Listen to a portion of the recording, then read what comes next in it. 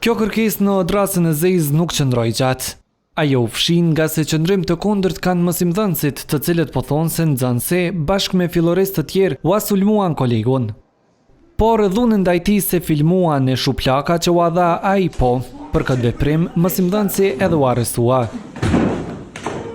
Madje si shkak i kësaj mëngjesin e së martës në 2 orët e para, mësim spati në të gjitha klasat, derisa bojkot deri në fund të ndërimit pati për të 9-3.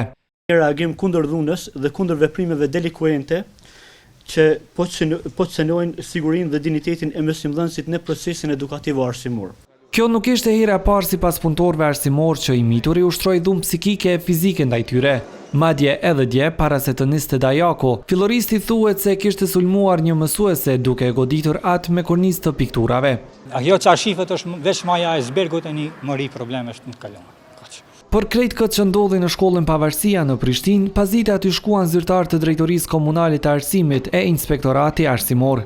Në takimin që u zhvillua në klasë të ndara, su tha asnjë fjalë nga zyrtarët e DK-s, njëjtë vepruan edhe ata të mashtit. A i kanë dini që i ka përsërit veprimet? Veç dikur për ndodhin foli shefja e tyre.